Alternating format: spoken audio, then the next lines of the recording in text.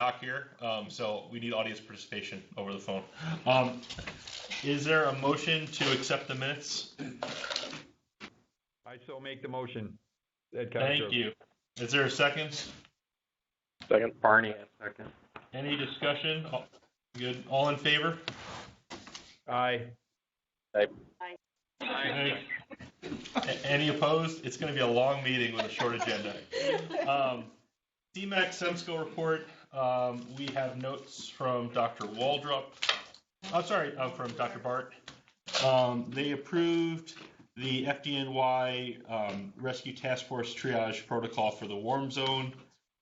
They also approved changes to the statewide BLS protocol to include transport options for alternate facilities, which would potentially lay the way for the ET3 stuff to begin. The state quality measures for data for provider agencies to the regions in which they plan to obtain and share with the regions will be chest pain with 12 leads, cardiac arrest with ROSC, opiate overdose reversal without treatment, percent of trauma patients that go to the appropriate facility, percent of patients intubated with end-tidal CO2, which should hopefully be 100%, blood glucose for CVA, and CVA patients taken to stroke facilities. Under training and education, exam rescheduling tool can now be emailed to the Bureau. There's a CME program update. It's not yet been approved. Dr. Bart editorializes here, but the Bureau will be done in May, and then it will go to the next steps after that. There was a discussion about the AMT level relative to the national standards. That was briefly discussed and then tabled without any action. I guess that the thought is that effective September of 2020, the AEMT curriculum would follow the AEMT national standard curriculum, but no action was taken on that. And then very soon, in the next 2 weeks, we'll hopefully be able to submit CME research paperwork via email to the Bureau. Were there any other highlights or lowlights that I didn't mention that others would like to bring up? No? Okay, great. WREMAC Chairman's report. I was on the phone earlier today with Dr. O'Brien. Dr. O'Brien will be accepting the nomination for chairman effective at the June meeting, and he'll be on the phone calling in for the June meeting. Trauma Advisory Committee, Beth. So, the RTAC meeting was held on April 24th, and the following items were discussed. 1, pre-hospital notification numbers and procedures were reviewed for both ECMC and OSHI. EMS is encouraged to pre-notify as soon as possible. 2, secondary patient transfer data, which is a STAC initiative, was shared. 30% of ECMC trauma is transferred in from other facilities. The data demonstrates that most moderate to severe trauma is actually brought directly from the field by EMS. Patients transferred are mostly falls with low ISS scores and have good outcomes. First, hospitals are encouraged to contact the trauma centers as soon as possible and as soon as it's recognized that the patient will need transfer so that the trauma care is not delayed. Adult injury pattern data. The top counties for injury rates are Erie, Niagara, and Cattaraugus, and the top mechanism is fall and motor vehicle crash. OSHI's EMS report, their pre-notification rate is 67%. ER receipt rate is 76%. Stop the Bleed, May 23rd is National Stop the Bleed Day. Everyone is encouraged to host. Grant-funded training kits have been located in each county for instructors to borrow. A new version of the course was just released. It is now on the bleedingcontrol.org website, and it has been simplified a significant deal. Instructors are asked to send course attendance into Laura Stu City CMC so we can track the regional data. Education. The Trauma Reach Conference, which is Rural EMS and Community Hospital Workshop, was held on May 9th in Mount Morris. We had 161 EMS and ED staff in attendance. The TCAR course, Trauma Care After Resuscitation for Nurses, will be held in Batavia June 10th and 11th. It has been supported by a grant, which takes the cost down to $30 from $350. ECMC's Trauma Tuesday presentation, EMS case reviews, will be held on May 21st at 2 p.m. That's it. Thank you, Beth. Any questions for Beth? Nurse Advisory Committee report is Bruce Trepaz on the line. Okay, moving along. Program agency reports, Lake Plains, Rob? Good afternoon. I have classes are listed on here. For EMS week, I do want to point out that Mercy EMS in Batavia is doing a EMS night out event at their facility. If interested, register online through their website. We have a couple of mental health first aid classes that just got approved, and we got grant funded. 3 courses. One's in Orleans, the other Genesee, the other's Wyoming County. It is limited to 30 participants. The grant is paying for the cost of that class. They are all-day events. So if interested, Lake Plains EMS website has all that information on there. We have a UBMD meet and greet for the new doctors coming into Eastern Niagara Hospital. So all my Niagara County and maybe stretch into Orleans a little bit are more than welcome to attend. That'll be next week on the 22nd at the Niagara County PSTF. We only have 2 approvals. Clarendon Fire, who's recently shut down their CON and went to a BLSFR, is requesting albuterol and blood glucometry, which they previously had when they had their ambulance. But as a formality, we have to reapply for those particular adjuncts for that. May 4th, we had a instructor update class. Between both sessions, we had 45 participants. Continue to push in the region the new New York State Bureau Facebook group. Last count, there was about 1,000 providers in that group.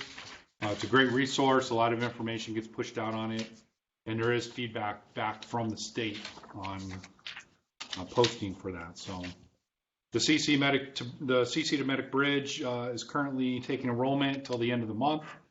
For anybody interested, for a start date of June 14th, we do have, at least up in the northern part, we have 2 colleges that participate in that program. So if interested, please sign up sooner than later.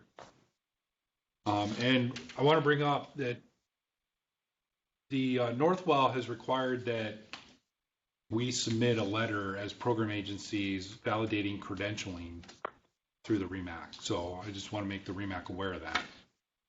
What's for the individual providers? Yes. So they require more than just the agency saying yes or credentialed. They want more of a validation. So okay. Northwell's reached out to the program agency. Okay. So if program agencies need that, if you would send that to Karen with just some proof that they have done their annual skills with you, or that they're online with their annual skills. And then in the past, I've used a very, very, very generic letter saying they've met the requirements, basically. And if REMAC's okay with that, that's fine. I'm happy to share that letter so you could see it. But that's fine. If they'll take it from the program agency, that's totally fine. If they need it from me, that would be the method. Either one's fine with me. Yeah, I just wanted to make the REMAC committee aware of that. Continue to push EMS on tour, which is coming up this Sunday. I have a couple of agencies in my regions that are participating. Mercy EMS is doing a open house hiring event on May 25th and May 28th at the Batavia quarters. If anybody's interested in being employed there, they ask that you sign up through their website for one of the selected open houses. Other than that, we currently have 9 agencies in our region participating in the PEC program, and Big Lakes meeting is tonight. And then just one question. Clarendon Fire went from a BLS transport agency to a BLSFR, but they're a like New York State recognized BLSFR. That is correct. Okay. They just surrendered their CON. What's that? You just confirmed? Okay. I just confirmed that. Yeah, just because sometimes BLSFRs. Yeah, perfect. Thank you. Any other questions for Rob? All right, STEMS, Alicia. I have a lot of the same things on my report as well, so I won't say them again. We But appreciate that. the big things that we had is we had our annual conference this year. We had a great attendance. We had some great speakers as well. Beth Moses, Director Greenberg, Jeff Abbott, Brad Sprague, and Kyle David Bates and Dr. Walters. So we had a great turnout and have been receiving great feedback. The paramedic program went to cadaver labs last week, so thank you to Dr. Clemency, Dr. Crowley, and Dr. Waldrop. We really appreciate that opportunity for the students. We held an Alzheimer's CME Monday. We've been pushing along on Stop and Bleed, and we have also been pushing the PEC program in our area as well. We have quite a few agencies signed on as having PEC, so we're always trying to recruit more. And coming up next month, we'll be having a dialysis emergencies training with Any questions for Alicia? UBMD, Scott? In addition to a number of the things that have already been highlighted, I just wanted to point out a couple of things that came up during the conference call with the Bureau. Each month, the program agencies participate first Wednesday of the month in a conference call with all the other program agencies, as well as the Bureau's leadership and regional reps. And there were a couple of things that I think are relevant to this committee. One thing pertains to provisional ALS authority letters. If we have an agency that's coming up for authority to operate at the CC or the medic level, there's specific language which is highlighted in my report that they'd like to see in these provisional letters of approval. But I think the important thing that's kind of a take home for the medical directors is that previously they were allowed to operate at the CC and the medic level pending a controlled substance license, but given the changes, that is no longer the case. So their provisional letter is until they get the license, then they can operate at the CC or the medic level. Okay, so there's nothing that's in the works right now that's going to affect, but that is different than what we have seen traditionally, at least in this region, as pertains to those CC and medic services. The other thing is the Bureau is doing a survey right now of the credentialing programs that exist statewide, because one of the things that Director Greenberg, I think, identified during his listening tour, and that's my interjection there, is I think that's where this is coming from, is that he saw that the credentialing for providers and who gets credentialed and what WREMAC's credentialed, what levels for what services and how they do it is different all across New York State. So the same providers are kind of undergoing different evaluation processes every year, maybe more than once a year, maybe less than once a year. And so the Bureau is trying to get a handle on exactly what's going on statewide for credentialing, with no stated outcome other than right now it's a fact-finding mission. And then I think we'll learn more about this once all the program agencies have answered the surveys on behalf of what the regions do. So with that, I don't have anything else that is of significance that hasn't already been mentioned. Any questions for Scott? Subcommittee reports. Some of Dr. Black's thoughts about protocol changes were in his previous report that I read. QI, I did receive a letter that one agency in the Wyoming Erie region had at least temporarily suspended medical direction for a provider. We did verify that that provider is not online with any other agency in the region. Is there any report from the Ad Hoc Credit Rescue Termination Subcommittee? So Dr. Walters presented some documentation that I'll send electronically out for you guys to look at. He spent a lot of time on a provider level, how to deal with it. So if we could brand that with the WREMAC, and then hopefully by the next meeting we'll have a policy. It differs so much across our region how we're going to deal with it, but we need to have a policy about what we're going to do when it happens. So. All right, so if you could send that data to us, we'll look up next month. Thank you. REMAC policy skills review. We're going to leave this AEMT thing on the list. We sort of alluded to it in Dr. Bart's report that it's still unclear exactly what the long-term direction would be. But certainly there's going to be no acute changes in terms of what providers need to show for their annual competency at this point. Number 2 on old business, Dr. O'Brien will accept that nomination at the next meeting. I have a letter saying he will, so he can't take it back anymore. REMAC hospital representation. I wanted to ask the representatives from the Catholic hospitals. We had discussed at the last meeting the importance of including Sisters Hospital St. Joseph's campus at the REMAC, even though technically it no longer meets the sort of the inclusion criteria. And rather than naming them as a site, thinking about what's the best way to make sure that they're represented, and then in the future, other facilities that have similar qualities, whatever they would be in the future, are also represented.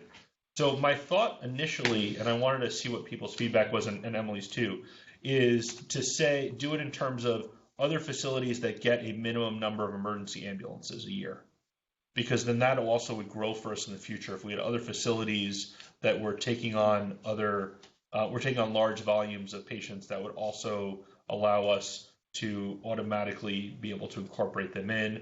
My thought was 2,000 patients a year, which comes out to a little more than 5 patients a day by ambulance. I don't know. My first question is, if that was the number, does St. Joe's Sisters meet that number? And I gotta believe, Brian, that St. Joe's meets that number. I would think so. I just didn't want to say that on my own. I don't pull their numbers, but I could. Does that sound like a reasonable approach, Ed, and others? Well, I guess it does. I mean, the issue becomes, I think, in terms of, I think I certainly understand your logic. I guess, though, for a place like the MAC, which can receive EMS traffic, but now the MAC, that might be a different issue. Like, they see a large volume of throughput traffic. They are a freestanding ER. And they might not see 5. I don't know off the top of my head. I wish Bruce would probably be able to tell us that if he's on the line. Emily, do you know how many the MAC sees? So Ed, so that's a great point, but the MAC's actually a moot point because the MAC does qualify as a hospital under the regulations. So the MAC has a vote no matter what, even if they drop below that. But I'm thinking about going forward. Like, I think the designation, just some designation is, you are a hospital or whatever. The state, I mean, that's all well and good, but let's talk about the I think we should focus on the reality of the situation. Sure. If someone's, whether it's, if we have ambulances that are now diverting patients to freestanding urgent care centers and whatnot, how do we incorporate them? Let's say someone like John Radford decided to open up a giant urgent care center and he's now seeing 15, ambulances a day. How do we incorporate? I think we should, just because the reality says that they're, part of the landscape. I completely agree. And so my thought was to create wording that was broad. So a facility that receives 2,000 patients a year would include potentially an urgent care center that's getting 5 patients a day, theoretically. Yeah. Sorry, Brian. Just going to suggest, since you're talking about a bylaws change for Yep. Membership opportunity, we're talking about stakeholders. Why not just enumerate the stakeholders in the bylaws as they exist? So kind of a starting group. So add all the hospitals. Add, I don't know if you want Roswell in there potentially is one that comes to mind that wouldn't currently exist. And then just create a mechanism where current members by a 2/3 vote can add additional members to the list. And that way you're not looking at some arbitrarily decided transport number. And if you identify a stakeholder that we can't consider here that maybe isn't just receiving ambulance volume, but is appropriate as a member, they could be added. So let me ask you, let me follow that up with another question. From a council perspective, would the councils want to not approve the representative, but approve the hospital to be added? Or would you envision the REMAC adds the hospital and then the actual member goes to the council? Or would you want both I'll say facility instead of hospital. Would you want both the facility to come to the council and then also the member, or just the member? So I would view it as the REMAC, the committee itself decides the composition of the Okay. committee. Then the REMSCOs make the appointment to the committee to fill the slot. But certainly that, I can't speak on behalf of any of the REMSCOs, just. Statutorily, I believe the councils have to. It is, but I believe that the Yeah. committee, REMAC, the committee can establish its own membership criteria. I don't believe that has to be done by the bylaws have to be Yeah. approved by the councils, but I don't think that, if that's approved by the councils, I don't think that they have to go the other way.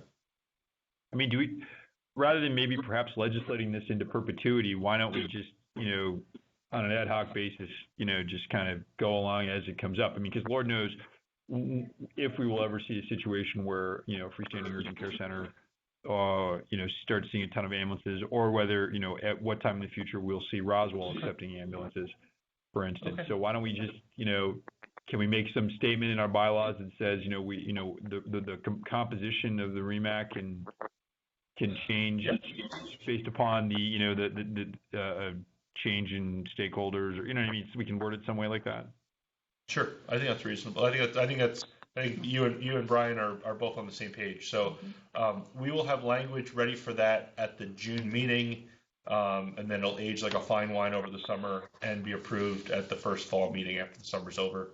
Unless anyone else has any other objections or other directions they recommend we go in. Okay, excellent.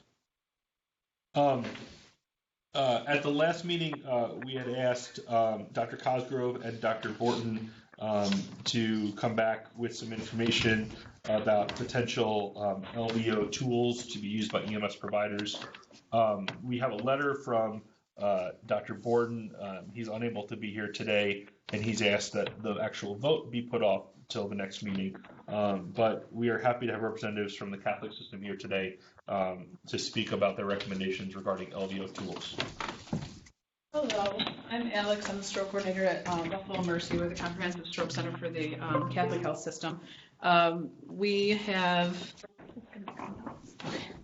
be patient, and I'll say we have a little presentation that we can briefly review some of the options that we have. We know that the large vessel occlusion assessment scale is something that the state is going to utilize for bypass regulations that are coming up, and with their state designation regulations that they dropped in March. They did the last addendum and put it through effective March 19th are their official regulations. With the accrediting bodies that everyone goes through for their state designation now, the bypass piece will depend on what tools people have to use to make those decisions, but it'll be based on your accrediting bodies accepting of and certification level. So the state will now acknowledge comprehensive thrombectomy ready and primary, not just your stroke designated care area. So we know that we have to put a large vessel occlusion severity assessment scale or something in place for our EMS people so that they can decide to turn right or left in some areas. We have the benefit of being a little bit late to the party, that the rest of the state has pretty much decided on fast ED. That's what they have been utilizing. That's what they pushed education out for. Albany, North Country, Syracuse, upstate region, and Rochester all use fast ED and have it embedded in their stroke triaging materials that they have, along with their pre-notification and pre-activation protocols. So RACE is the other one that often comes up because it similarly uses the Cincinnati Free Hospital, same assessment piece. But it's a different tool, and the teaching for it is a little bit different. So when we're talking about continuity and ease of piggybacking on previous education that we've done, fast ED makes a lot of sense because it's literally fast, Cincinnati Free Hospital, with ED added on the end for our eyes, and then the denial and neglect piece to help assess the severity of large vessel occlusion. So we know that when it comes to these scales, none of them are perfect. They're all about 70 to 85% effective. And we usually have a tendency to see more people transferred and less large vessel occlusions that actually arrive. That's okay. We expect it. We'd rather have that happen than less identified and gone to the wrong place. And when we talk about the identification of those, our actual thrombectomy patients that are eligible for thrombectomy for a large vessel occlusion is only about 10% of our stroke population. So when we're talking about using a scale like this, we would really rather catch 20% of the patients and only treat 10% of them effectively than to estimate and only get 5% of the patients and only be able to treat 5 of them in the best window possible. So as far as our actual stroke patients go, our thrombectomy, even though we've opened our window to that 24-hour time frame, it's really only 10% of our stroke patients are eligible for that treatment. And we also know that for large vessel occlusions, that TPA is only about 13% effective in opening up their vessels for that. So we really want to try to determine on the front end where we're sending people, because everybody can give the TPA, but only the thrombectomy ready and comprehensives can do that thrombectomy intervention. So these are the things that help address that. Your candidates for TPA, your candidates for which centers you're going to be taking who to, and opening up education and bypass for those patients. This is FAST-DD. It's facial palsy, arm motor function, speech. The T is still timed because we didn't change anything with that. Eye deviation, denial, and neglect. So the eye deviation and denial and neglect pieces are the primary source of education when you're piggybacking on everything, which if you've done any sort of posterior education or if you've done atypical presentation of stroke, this is extremely easy to integrate into your education for people. And the resources available for FAST-DD, especially in our region with apps that are available, free to EMS and things like that, the integration for this is extremely reasonable for everyone. There's not much cost as far as education, resources, or anything like that for everybody, which I know is a huge issue, and that's something that we always have to be keeping in mind when we're talking about our education. This is basically what it looks like. So we have our FAST-DD score and what it would equate to for our NIHS. So it's kind of like an abbreviated NIHS. Which is helpful because then when we're talking to our doctors in the ED or we're talking to neurologists or we're doing follow-up, we can help with some correlation, which then helps with education and understanding afterwards.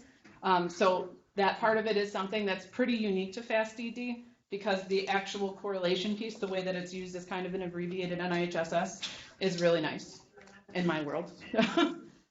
So this is the FAST-DD versus race piece of it.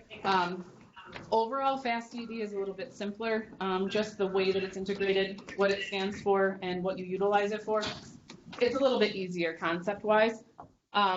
There is a couple of things that race does a little bit differently that lead it to a higher chance of over-capturing that patient population. So we would assume more people would be a large vessel than they actually are utilizing race. But there's not... Just to the flip side of that, we aren't missing more people by using FAST-DD. It's just that the way that it presents itself and the way that you would capture nuances and the actual subjectivity where it's pretty factual. It's circling things that are directly associated with it instead of having to do interpretation pieces. So anything that we can take interpretation out of for it makes it a lot easier. So they're very similar though. It's just the way that they break things down for that. And because we know that receptive and expressive aphasia sometimes get lumped together for that, but it can usually be something that can change course of treatment determination-wise. That's something that's helpful in here too. So I prefer FAST-DD just number one for continuity-wise. We are on the border of Rochester, and they use FAST-DD, so that makes it a little bit easier if you have cross-coverage for our EMS personnel. Also, resource-wise, when we talk about our actual systems of care for stroke, I do a lot of back and forth coordination with other coordinators in different areas of the state. And if everyone uses the same scale, the same assessment, and we have a very standardized approach to a patient population, we know that their outcomes are better. So if people in our state have already advanced in the education for this, it stands to reason that we would just continue with that. The only region that does not use FAST-DD currently is New York City. They use LAMS-S. We've never used LAMS. We don't want to integrate LAMS. It doesn't make much sense for us to start doing that. So it doesn't make sense for us to jump on something different for continuity of this state. And then if we decide to do something different, then we have 3 scales in use in our state and our regions. Added to the current, what did I even say there? Oh, for our education initiatives, when we're actually talking about what we're doing education for, like I said, this is one that piggybacks on everything that we've done before. And because everybody does Cincinnati and FAST education is everywhere, even for the public for that, it's a lot easier to integrate that last step onto that. And then Currently, FastED is actually built into a lot of EMS pre-notification apps and easily accessed on your phone, just so that you can actually look right through it. You can do it, and it'll compute a score for you. It's like MD Calc. It's in Pulsera. It's available as a separate FastED app. So it's something that's really accessible everywhere. So that's always nice. Any questions? I wanted to ask you about sensitivity and specificity. So you didn't say this exactly, so I don't want to put words in your mouth, but it seemed like you said that there's more false positives with race, which I agree with. I think that's correct. So that would mean that FastDD would have a superior specificity to that test. And then you sort of allude to that they're similar in picking up. But it was my understanding from the literature that race actually had a higher sensitivity than FastED, and FastED had a higher specificity. So I think that one actually depends on whose studies you're looking at. So the majority of what I did for my research came with Dr. Nogueira, who was off of Emory, so all of their research and everything. And theirs didn't necessarily specify that sensitivity for the race piece, but overall, that the actual ability to find the differences, they had the same efficacy of 70 to 85%, but their race part was dependent subjectively to who was administering it. And there's less subjectivity involved in the FastED. So that's, I don't know, does that answer that? A little Brian, bit. it's Aaron Carney. Go ahead, Aaron. I don't have the race sensitivity in front of me, but the FastED 4 or higher had a sensitivity of 60%. Had a sensitivity of 60%? Yeah, I got 60. Oh, sorry, I have the studies. The original 2014 study that derived the race has a sensitivity of 85%, a specificity of 68%. The original FastED study, 2016, has a sensitivity for FastED of 60% and a specificity of 89%. All right, thank you guys. And I would add that FastED study didn't appear to be validated in the field. In their conclusions, they wrote that it would need to be validated in the field. Gotcha. Now, Aaron, you guys from the Monroe folks, though, are using FastED. Is that correct? So that's actually not correct. I was just texting back and forth with Ben Sensenbach, and that was news to me, and I guess it's news to him too. I'm not aware that we're actually using a scale for LVO determination now. So when in our regional meeting for the stroke coordinators for that, the education that the systems are putting out, there isn't necessarily for Rochester and Western New York. We're the ones that haven't chosen yet and implemented that, but for the crossover because of Syracuse and Rochester border, that their education is leaning towards FastED. They haven't implemented that as well. Okay. So the official, that piece of it, but like education, like what Emily and I did last year for our education, our big force for education was posterior stroke, hemorrhages, and atypical presentation. There was no regulation and there was no enforcement of that being the education that was presented. That was what we chose to provide and enforce and increase education awareness on. Okay. All right. Can you make these slides available so yes. we can send them out to you? I on the phone, there was another question. Yep. Waldrop again. As a note, as of February, when last I had looked at this, FastED was retrospectively derived, but had not been validated. And there may be a study ongoing or recently published I'm not aware of, but as of February, that is correct. There was a comment that it had not been validated yet. RACE has been validated. FastED has not yet. Maybe it's currently going on. If only you were sticking around for another year, we could have you do that. Well, I told you, I-90 conference can do that. We can do it all together. Yeah, no, that'd be awesome. Absolutely awesome. All right, any other questions? So, like we said, based on Dr. Borton's, we're going to hold off and let them make some recommendations. Can I ask you 2 more questions? Mm-hmm. So whenever we look between 2 options, the third option is always do nothing. what's the negative? And I'm going to ask the Catholic. I'll ask the Clyde people the same question when they come. But what's the negative implication of not changing the way the system works right now? It's Not actively promoting an LVO tool. What that does is just limit the ability for people to independently make a decision on a bypass. So if you're assessing a situation and you have guidelines that tell you this type of patient should go here, it's just another tool in your pocket to validate why you've taken a patient somewhere. And in our area, we're pretty fortunate that we have stroke centers and we have areas that are close enough that it's not necessarily a right or left turn that makes the difference between 15 minutes, 20 minutes, 30 minutes, 40 minutes for a patient. But some of our areas don't have that. And the uniformity and standardization approach-wise to have large vessel occlusions be part of a systemic assessment of a stroke patient in order to make that determination, that's a pretty big valuable tool just for anybody in general. It also increases awareness of stroke presentations and the assessment ability and the just knowledge and information that your EMS has awareness-wise of this type of patient population. Should we be using these tools to rule in but not rule out large vessel occlusion since their sensitivities seem to be so poor? Yes, and that's basically the direction for that. It's basically like, it's still that standard, if you think it's a stroke until we say it's not, and we say it's not by our imaging or by one of the doctors in the ED saying, oh, this looks pretty straightforward as such and such presentation.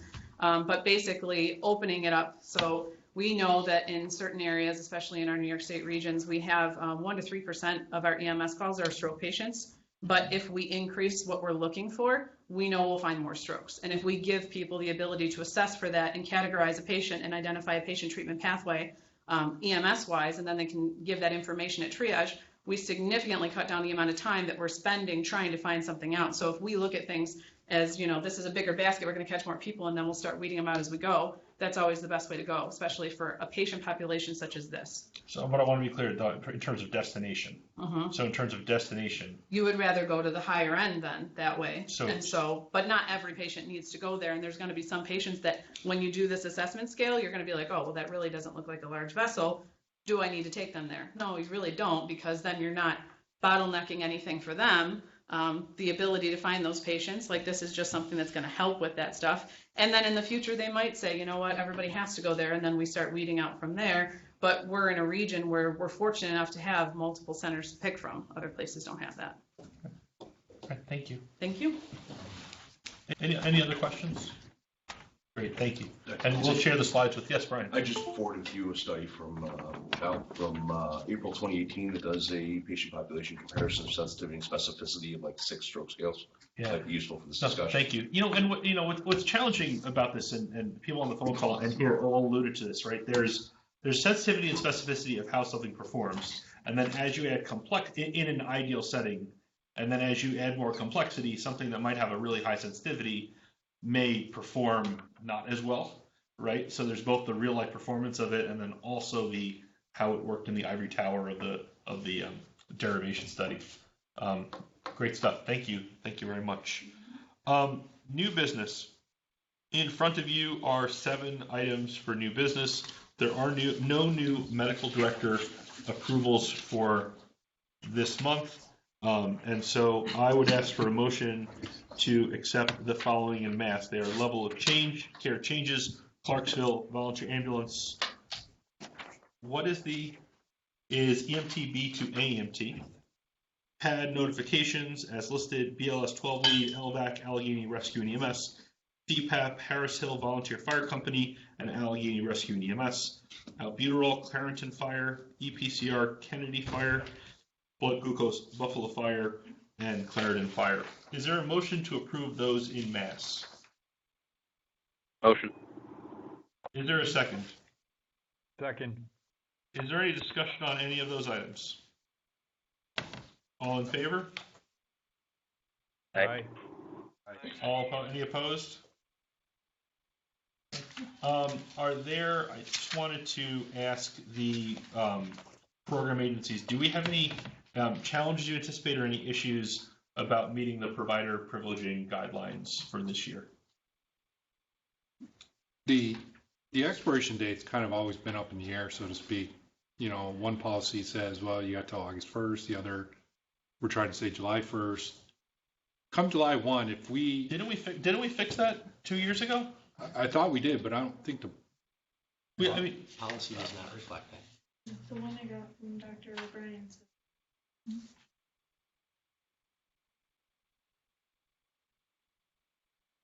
Now you can understand my frustration. okay. We need to honor, I think, from our perspective, because this confusion, while it's frustrating for me as it is not the provider's fault. We cannot hold providers to a standard that is more strict than is out there in one of the forms. That being said, we need to, and this will be Mike's problem, have a very, very clear delineation to make sure everything is all the same going forward for future years. I feel like I gave this exact same talk a year ago, and I feel like I used almost the exact same words at the time. So I am frustrated, but that is what it is. Who ultimately is, which of the, going forward, not retrospectively, but going forward, where are the places that this might be a source of confusion? It's just the website at this point? I upload them to the website. Yeah, you're right. So I uploaded the one I got from Dr. Yeah, does it live anywhere else? I'm asking, does this guidance live believe- anywhere else? That's I my believe, question. I know Scott kind of has his own Okay. version of the REMAC website now. Would it live anywhere else? Those are the two places it would live Well, I theoretically? mean, what we have. I just want to make sure we're playing and- whack-a-mole with all the Right. places that No. there might be a Right, date. no, I don't think it would. We would not have published on our site anything that is. Right, yeah, no. Okay, yeah. Oh, I'm not saying. No, I'm yeah, not yeah. saying- I'm just, this is not, we're not looking backwards, we're looking forward, yeah. But whatever the policy is going to be published the same. Lake Plains has had what we have Okay. for years, so they're publishing what's there. We need to get 2013-1 revised. Maybe a new policy. And that's got to come from this group. That's fine. So Other than the dates involved. Or two, What whatever else the- needs, whatever other the than, convention other than the dates, what else in that policy needs to be changed? Things need to be changed to match the collaboratives that are going to start in August. skill-wise, there was some discussion, and that was where this got tabled at one point, was because people wanted to see how it was going to Okay. correspond with the collaboratives. I don't think there's anything major that's in there. If there is, it's one or two things at the most. Okay. Could the three program agencies, number one, can I get a copy, whatever the most recent copy is, and can I get whatever your recommendations are over the next couple weeks? Either working together or separately giving feedback, whichever works best, of the three program agencies about what things would potentially be changed. Again, anything that would be changed would take effect after the summer's over and after this cycle is completed. But now is the time to think about this. Right, and someone else? I was going to suggest a working group to review it, but also with Yes. the discussion. You may want to get the report back after the September CMAC Summer School meeting, when they're again going to discuss the AEMT revisions to align with the National Standard Curriculum and National Scope of Practice. I completely agree. I think any other feedback not related to individual scope of practice issues, though, we could start on now. But I agree, we don't want to finish until it's done. It's a great point. Is there any other new business? Yes. Just Dr. Edwards, who has most of Allegheny County, has announced his retirement. Okay. So I'm not entirely sure. We don't have a big option for medical directors in our county, so the REMAC chair may end up being an interim medical director going forward. I don't know how quick he's going to start. He's just put everyone on notice that he's going to start moving out of the medical director. Okay. Alicia, can you give me his contact information so I can reach out to him in the next couple weeks? Thank you. Yeah, thanks for letting us know. The earlier notification of such things is always better. How many agencies does he have? About? No, 8, 10. He has them all except All but for 2. you, And Clarksville. Clarksville, and Camas Reagan. Okay. So all of Allegheny County besides that, which is, I would say like Okay. All right. Put that on my to-do list. All right. Any other new business? Can I just suggest that Please, Brian. The chair form a committee to review bylaws and bring a recommendation back to this group, not just for the membership issues, but for the other conflicts from old bylaws and new bylaws. I agree. Do we want to make that a summer issue, or do we want to try to do it in the next month? I don't know. I'm just making a suggestion. I can't. I think it's a great point, Brian. What I'm going to do, I'm going to make that a summer thing. So let's hold off on that, and we'll put a pin in it for next month. Great. Unless there's any other new business, is there? Yes, I'm sorry. Sorry. First of all, sir, sorry for my tardiness today. I just made it here on the next yes. time too. So I just, if it would be okay with you, sir, I'd just like to introduce myself. Please. My name is Matthew Randall. I'm going to be the incoming director of medical operations for Mercy Flight, Mercy EMS.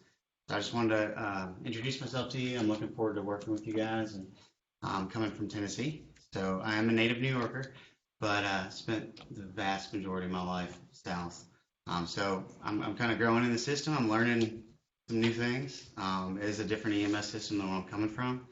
So, I probably will have some questions for you, sir, if you have a spare moment. Sure. We can talk. Absolutely. But I'm looking forward to working with you guys and being here and being a part of the system. And if any time, reach out to me, and I'd love to talk to you and, grow. So, all right. Great. Welcome.